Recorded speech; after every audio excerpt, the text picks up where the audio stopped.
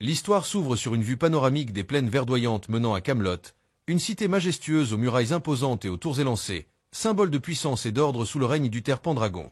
Merlin, un jeune homme d'une vingtaine d'années aux cheveux bruns ébouriffés et aux yeux bleus pétillants, marche d'un pas hésitant vers cette nouvelle vie. Sa mère, Unit, l'a envoyé quitter leur village d'Ealdor, un mot reculé où ses pouvoirs magiques innés qu'il possède depuis la naissance sans jamais les avoir appris attiraient trop l'attention. Elle lui a remis une lettre pour Gaius, le médecin de la cour, un homme qu'elle connaît depuis longtemps et en qui elle place sa confiance pour guider son fils dans un monde hostile à la sorcellerie. Dès son arrivée, Merlin est happé par l'agitation de Camelot. Des marchands vantent leurs étoffes, des chevaux piaffent dans les rues pavées, et une foule se masse sur la place centrale. Là, il assiste à une scène glaçante, l'exécution publique d'un homme, Thomas Collins, accusé d'avoir pratiqué la magie. Uther, un roi imposant aux cheveux poivre et sel et au regard d'acier, prononce la sentence depuis un balcon surplombant la foule. Le bourreau lève sa hache, et la tête roule sous les yeux d'un Merlin pétrifié, qui comprend immédiatement la précarité de sa situation dans ce royaume où ses dons sont un crime capital. Alors que la foule se disperse, une vieille femme au visage ravagé par la douleur, Mary Collins, surgit. Ses vêtements élimés et ses mains tremblantes contrastent avec la puissance de sa voix lorsqu'elle hurle sa malédiction. « Tu as pris mon fils, Uther Pendragon. Ton fils paiera pour cela. Un fils pour un fils. » Les gardes se précipitent, mais elle disparaît dans un tourbillon de vent et de fumée, laissant derrière elle une promesse de vengeance qui résonne dans l'air. Merlin, troublé, se rend chez Gaius, une maison encombrée de fioles, de parchemins et d'herbes séchées. Gaius, un homme âgé aux cheveux blancs et au regard perçant, l'accueille avec une curiosité mêlée de méfiance. Leur rencontre prend une tournure inattendue lorsque Gaius, perdant l'équilibre sur une échelle, chute. Par réflexe, Merlin ralentit sa descente avec un éclat de magie, ses yeux brillants d'or l'espace d'un instant. Gaius, abasourdi, accepte son secret mais le met en garde. À Camelot, la magie est une sentence de mort. Le lendemain, Merlin explore la ville et croise Arthur Pendragon, un prince blond aux traits ciselés, vêtu d'une tunique rouge et entouré de chevaliers rieurs.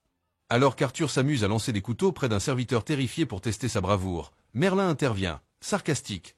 Il faut vraiment du courage pour intimider quelqu'un qui ne peut pas se défendre. Arthur, piqué au vif, le défie en combat, mais Merlin, maladroit avec une arme, finit humilié et jeté dans une cellule après avoir trébuché sur ses propres pieds. Cette première rencontre établit une animosité palpable entre eux, teintée d'un mélange d'orgueil princier et d'insolence paysanne. Pendant ce temps, Mary Collins met son plan en œuvre. Grâce à un médaillon enchanté, elle se métamorphose en Lady Hélène, une chanteuse élégante aux longs cheveux noirs, invitée à un banquet célébrant 20 ans de paix sous le règne d'Uther. La grande salle du château, illuminée par des chandelles et décorée de tapisseries, accueille la cour. Uther trône en bout de table, Arthur à ses côtés, Morgane, une jeune femme aux cheveux noirs et au tempérament fier, pupille du roi, observe avec un sourire énigmatique, tandis que Guenièvre, Gwen, sa servante douce et discrète, sert les plats. Lorsque Lady Hélène entonne son chant, sa voix mélodieuse ensorcelle l'assemblée, les paupières s'alourdissent, les têtes s'affaissent, et des toiles d'araignées spectrales commencent à envahir les murs. Merlin, occupé à remplir des cruches dans un coin, résiste au sort grâce à sa magie naturelle. Il remarque la dague que la fausse Lady Hélène tire de sa robe, visant Arthur. Dans un élan désespéré, il utilise ses pouvoirs pour faire tomber un lourd chandelier qui s'écrase sur la sorcière juste à temps. Le sort se brise, réveillant les invités. Arthur bondit, prêt à combattre, mais Mary Collins, reprenant son vrai visage ridé, ricane et s'échappe par une fenêtre brisée, laissant planer sa menace. Uther, impressionné par le réflexe de Merlin, le récompense en le nommant valet d'Arthur. Malgré les grognements du prince, je n'ai pas besoin d'un paysan incompétent. Merlin, tout aussi peu ravi, accepte à contre-cœur. Plus tard, Gaius lui offre un grimoire ancien, avouant avoir jadis étudié la magie avant son interdiction. La nuit tombée, une voix grave attire Merlin dans une caverne sous le château. Là, il rencontre Kilgara, le grand dragon, une créature massive aux écailles dorées, enchaînée dans l'obscurité. Le dragon lui révèle une prophétie. Tu es destiné à protéger Arthur. Ensemble, vous forgerez l'avenir d'Albion. Merlin, dépassé, refuse cette responsabilité, mais le dragon le fixe de ses yeux perçants, insistant sur l'inéluctabilité de leur lien. À peine Merlin commence-t-il à trouver ses marques dans son rôle ingrat de valet, polissant l'armure d'Arthur sous ses remarques acerbes, qu'un nouvel événement secoue Camelot. Le tournoi annuel de chevalerie est annoncé, une tradition où les meilleurs guerriers du royaume s'affrontent pour la gloire. Pour Arthur, c'est une occasion de briller. Pour Merlin, une corvée supplémentaire. Mais ce qui s'annonce comme une célébration va bientôt plonger la cour dans un complot où la magie, encore une fois, menace de tout bouleverser, mettant à l'épreuve l'instinct de Merlin et sa relation naissante avec le prince. Le château bourdonne d'excitation alors que les préparatifs du tournoi battent leur plein. Des bannières colorées claquent au vent, des forgerons affûtent des lames, et des chevaliers en armure rutilante affluent vers Camelot. Arthur, confiant et sarcastique, ordonne à Merlin de préparer son équipement, le taquinant sans relâche. « Essaie de ne pas te blesser avec mon épée, ça serait dommage. » Merlin, les bras chargés de métal, marmonne des insultes à voix basse, leur dynamique oscillant entre hostilité et une étrange camaraderie naissante. Parmi les nouveaux arrivants se distingue Valiant, un chevalier grand et musclé aux cheveux châtains, dont le bouclier arbore 3 serpents entrelacés, un motif qui attire immédiatement l'œil de Merlin. Valiant s'incline avec grâce devant Uther, louant la grandeur de Camelot, et échange un sourire charmeur avec Morgane, qui l'observe depuis les gradins avec Gwen. Mais Merlin, sensible à une aura trouble, décide de le suivre discrètement. Dans une chambre isolée, il surprend Valiant en train de murmurer des mots dans une langue ancienne devant son bouclier. Sous ses yeux horrifiés, les serpents peints s'animent, leurs corps écailleux ondulant avant de retourner à l'état de peinture. Merlin comprend que Valiant triche avec la magie, une découverte qui le met face à un dilemme. Comment l'exposer sans trahir son propre secret? Il court avertir Arthur, mais le prince, occupé à s'entraîner avec ses chevaliers, le repousse avec dédain. Des serpents vivants? Tu as trop bu d'eau de pluie, Merlin. Le tournoi commence sous un ciel clair, les lances s'entrechoquant dans un fracas métallique. Arthur triomphe de ses adversaires avec une aisance princière, tandis que Valiant élimine les siens de manière suspecte. Lors d'un duel, Sir Ewan, un chevalier robuste et respecté, affronte Valiant. Merlin, depuis les gradins, voit un serpent jaillir du bouclier et mordre Ewan au bras, une blessure si rapide que personne d'autre ne la remarque. Ewan s'effondre peu après dans sa tente, le visage blême, victime d'un venin surnaturel. Merlin entraîne Gaius sur les lieux, qui examine la morsure, 2 petits trous entourés d'une chair noircie et conclut « C'est l'œuvre d'un serpent magique ». Mais sans preuve, Uther ne nous croira jamais.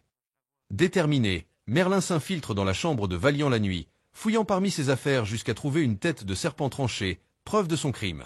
Avec l'aide du grimoire de Gaius, il apprend un sort pour animer les serpents du bouclier devant témoins, espérant démasquer Valiant sans se compromettre.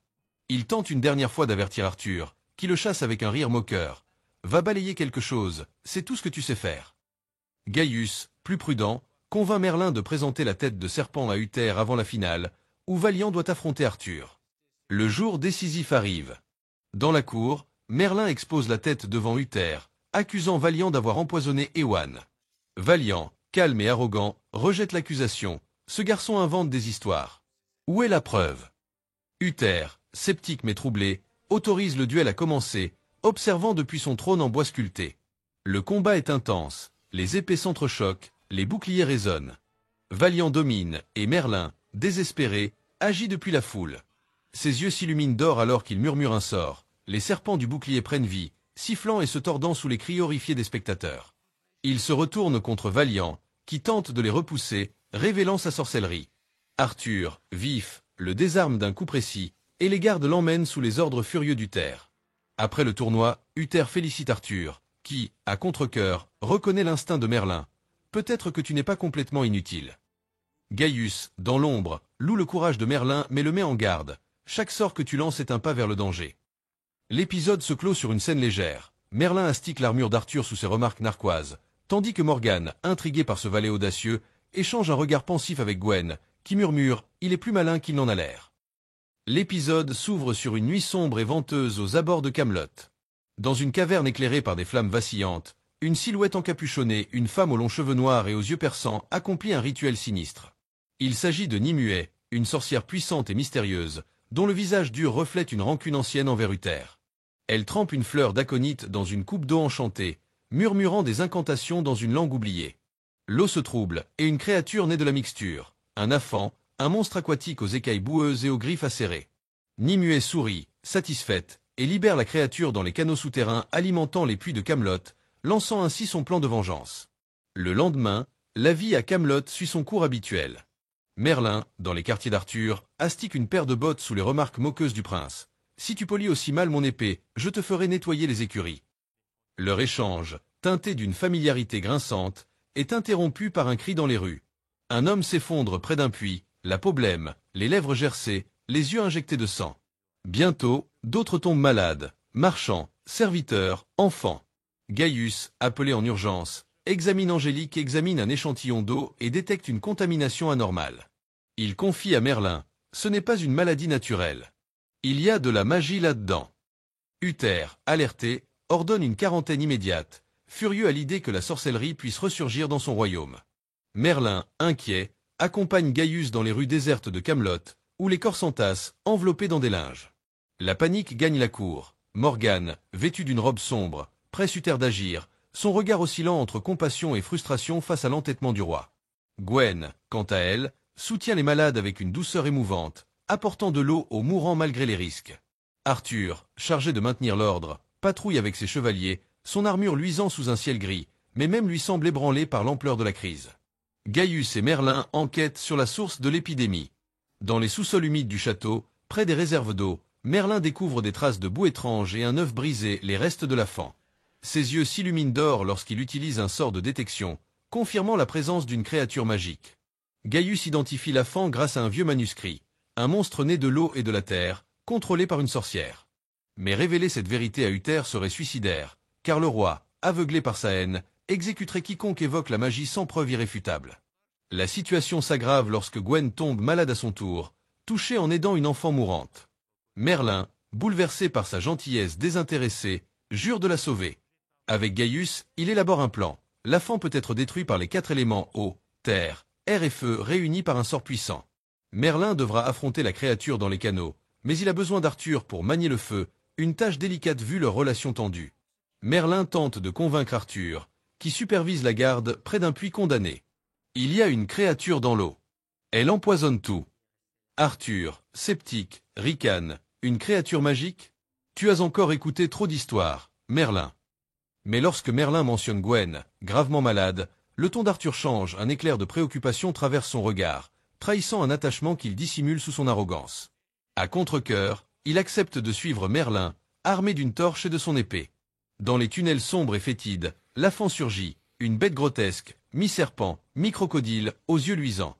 Merlin invoque le vent avec un sort, ses mains tremblant sous l'effort, tandis qu'Arthur brandit la torche, l'eau et la terre étant déjà présentes. Le feu frappe la créature, qui hurle avant de s'effondrer en cendres. Épuisé, Merlin vacille, mais Arthur le retient d'un geste brusque. « Ne t'endors pas maintenant, idiot !» L'épidémie cesse presque instantanément. Les malades, y compris Gwen, se rétablissent, et Camelot retrouve son souffle. Uther attribue la guérison à ces mesures strictes, ignorant la vérité. Gaius remercie Merlin en privé, mais l'avertit, cette sorcière, ni muet.